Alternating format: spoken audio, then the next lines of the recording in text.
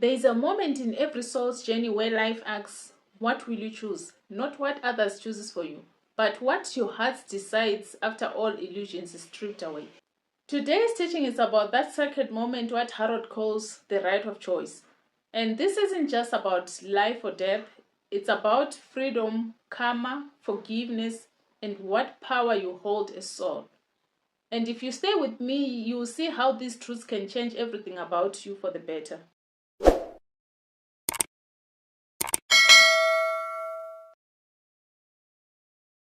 Hi, beautiful souls. I'm Beatrice, and I welcome you back to my Journey Faithful Compassion Hub. Here we teach about spirituality, real life experiences, and how the teachings of Ekankar can help us live with more love, freedom, and awareness as soul, the eternal spark of God. A man in Africa was saddened one day when his wife, who had taken their child to the hospital, suddenly his young daughter was dead. And the man, they hadn't gone for any great reason or anything, but suddenly, because of a wrong inoculation administered by the head nurse, his daughter had passed over to the other side. Of course, as a father, he was very distraught, and he asked the owner of the hospital to come and explain this, and also the head nurse explain why his daughter was gone. What had they done? And they said, oh, we didn't do anything, it was just medicine and it didn't work and all this. But he wasn't satisfied with that. He was so distraught when the nurse told him of his daughter's death that he wanted to hit her, just in anger and frustration. And so came the day of the funeral. All the neighbors in the community came because they are very strong in some of these areas in communities. They came to help him bury his dead child. But as they stood there, they saw a beautiful golden butterfly fly around the crowd, and then it flew away. And then he looked closer at the dirt around the grave, and he saw a caterpillar. And then he realized that soul going into a higher state is like the caterpillar transforming into a butterfly. And while this was going on, at the same time there were these white and blue birds, about a dozen of them, flying in a circle right above the crowd. And yet through all this, he was very upset. He went home, wrapped himself in a sheet, and he began to cry and cry. And he said, Mahanta, why have you allowed my daughter to leave like this? And so he fell asleep. And while he was asleep, the Mahanta came to him and he said, have you learned nothing from all the Ek teachings? Have you learned nothing? He said, my son, I have tried to teach you, and yet you carry on here like a child. And then suddenly, the scene changed and a room appeared, and there was his daughter. And she came running up to him and hugged him. And after he had hugged her a little while, just like children, she was squirming and she wanted to get down and run off and play. And the Mahanta said, no, just wait a minute. I want to show you something. Please hold your daughter. And a TV appeared on the wall, and a movie began to play. And the master said, we are now going back to the oracle at Delphi. And as they watched this, a scene appeared, and 5 warriors were in mortal combat. 3 of the warriors were the parents of this girl, and this little girl was also a man, a very strong man. He had taken the life of 2 other warriors. But then the two warriors who were the husband and wife finally overcame this warrior who was very strong. And the Mahanta explained, he said, in that lifetime, your daughter was the very strong warrior and killed these other two warriors in battle. One of the warriors was the owner of the hospital, the other was the head nurse. If you had struck the head nurse that day in your anger, she would have died, and this would have extended the karma for another round. And so the man had stayed his hand. And he said, the only way this karma could resolve was for your young daughter to come back, to pay it back here, so that she could be released from her last life on this earth. And then the father realized that this collection of characters, himself, his wife, his daughter, the owner of the hospital, and the head nurse, they weren't just casual strangers. They had been together before, and they had hurt each other. And that in this experience, the entire karmic event was wiped off their slate. It allowed their daughter to move forward spiritually and never have to return to this earth. Once he saw this and understood, he woke up and he told his wife, who was also grieving, and they understood.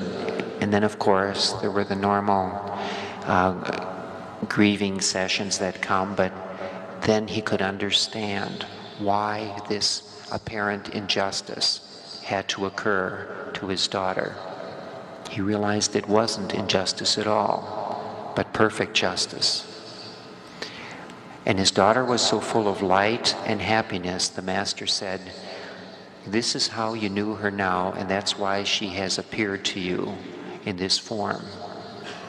And then, of course, the daughter went on to other higher, happier places. The right of choice. When the father saw the butterfly after his daughter's passing, it wasn't a coincidence. Life speaks in symbol. Spirit whispers the truths that the mind cannot grasp. The butterfly says, death is not an end. Soul transforms, moves on, and continues. But here is the hidden truth. When grief blinds us, we often only see the soil, not the wings. If you can reflect, in your own pain, are you only staring at the grave, or are you willing to see the butterfly? But this moment also carried a test. The father was tempted to lash out at the nurse. Imagine the weight of anger he carried. And yet in that moment where he restrained himself, something so profound happened. He broke the karmic chain that could have dragged on for lifetimes. This shows us that our greatest power is not in how hard we strike, but in how deeply we choose love even in suffering. And I know as humans this is not easy, but it becomes easier when you understand yourself as soul, when you understand your purpose as soul. Let me ask you, what anger are you holding onto that can be released today to free your heart and open the way for more love? Karma often feels cruel. It takes from us what we love most, and it confronts us with betrayals. It repeats painful patterns, but karma is not a punishment, it is instructions. It returns to us unfinished lessons from the past until we see them with new eyes. Think about it. How often do we stay stuck because we keep blaming everyone, even God? Yet every time we point outward, we miss inward lesson. The circle keeps spinning because soul hasn't learned what it needs to learn. If you can take a moment and reflect, is there any pattern in your life that keeps repeating because blame has blinded you from the lesson? When we stop blaming and start asking, what is this teaching me? The circle breaks and pain becomes a purpose. A woman was very ill one day. She was running a fever, and this had actually been going on for weeks. And she felt, well, just a flu, she'll get over it. But she became more and more sick. Finally, she went into the hospital, had an exam, and the doctor looked and he said, looks like there's an infected mass in the fallopian tube. And the treatment for this was to go into the hospital and then have intravenous feedings for, take care of this, and it would take maybe 5 days or so. So she was there hooked up to all the tubes, having this medicine going into her. But on the fourth night, well, I guess it was the third night, she went to sleep, and the inner master, the Mahanta, showed up, and he said, "Come along, we're going to go see someplace." She said, "What for?" He said, "We want to see how your body's doing." And the next thing, a scene opened up. It was back in a Roman Colosseum. The gladiators were fighting with the clanging of swords. It was dusty, bloody, and dirty. And there was this terrible clashing of the iron as they were striking each other and all this. And then when she came out of the experience, she knew that her body was going through this enormous battle. Well, on the evening, let's see, the fourth day, she was supposed to be released the next day.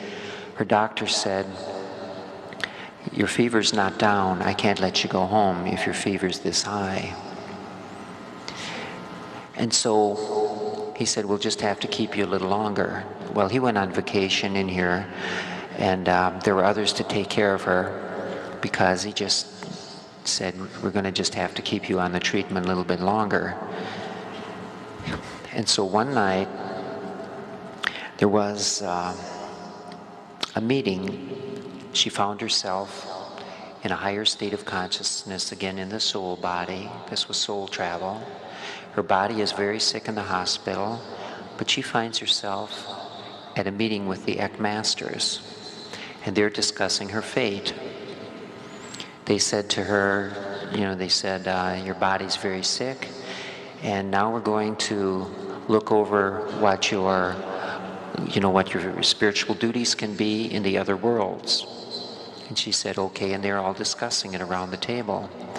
Then one of the Ek Masters asked her, "What is your goal in life?" And she said, "To serve God."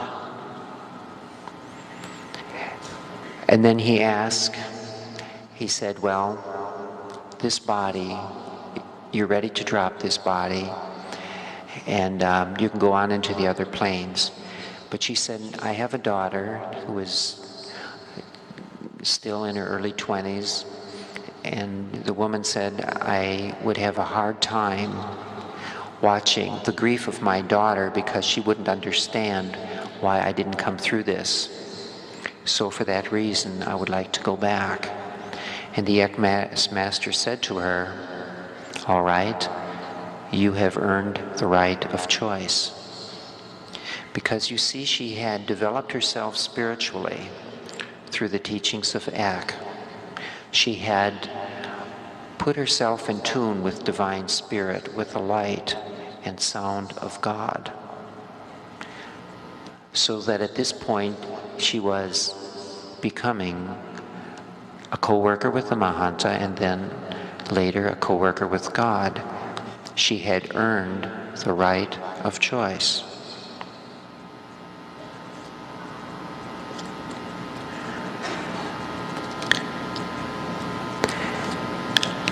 So here again, I guess I want to point out that being an Ek involves self-responsibility. No one cares if you do the spiritual exercises or if you don't. But if you care about yourself, you should care whether you do them. Because you have this spiritual tool to rise in spiritual consciousness, so that instead of being a victim of life, as so many people wrongly believe they are, you will have choices. And the choice doesn't just happen. You make the choice. You make a series of right choices. And the right choices are spiritualizing yourself. In Ek, it's through the spiritual exercises of Ek. And this is all I have to offer you. My talks run several different ways, and so do the writings too. Some of them are instructive, where I give actual rules, do this, do that, if you want to accomplish this and that. But many of the talks are inspirational, because as soul, you have the God knowledge within you. My main job is to awaken that knowledge and that love for the divine things that are already in your heart. You are soul. You are a child of God, and your spiritual destiny is to become a co-worker with God and to spread divine love to all those around you. Thank you very much. The story of the woman who became ill and stood before the master reveals something rare: the right of choice. She had earned enough spiritual freedom to decide whether to move on to higher worlds or return. And what did she choose? She came back, not for herself, but for her daughter. That's the heart of soul: to serve, to love, and to give. This is where this teaching goes deeper. Every choice you make in this life is shaping whether you too one day will be granted such freedom. Our daily thoughts, words, actions limit or expand our choices. Now, I ask you, are your choices today make you freer, or are they binding you more tightly to the will of karma? The woman did not choose out of fear, but out of love. And love is the highest form of freedom. Choice is not free unless it's responsible. Some people say I can do whatever I want, but every action carries a return. That's why the right of choice is not given to everyone. It is earned through discipline, compassion, humility, and love. This is not about religion. You can be Christian, Muslim, Hindu, or none of these. Spirit is not bound by titles. The truth is universal. Every soul is a child of God, and every soul must learn responsibility before freedom. Now, if you can reflect, if freedom was placed in your hands right now, how would you use it? Would you serve yourself, or would you serve in love like the woman did? What can we take from this? That pain becomes teacher, not a jailer. That every act of love plants seed of freedom. The right of choice is not some distant spiritual award. It begins today. In small moments where you choose patience instead of anger, service instead of selfishness, forgiveness instead of blame. If today were the moment of choice for you, what would you choose? Your choice is shaping not just this lifetime, but all the lifetimes to come. Remember, you are soul. You are eternal. You are here to learn, to love, and to rise. Thank you for watching and being part of this journey with me. If this message touched you, please don't forget to like, share, and subscribe, so together we can spread more light, love, and spiritual freedom. I love you all. May the blessings be.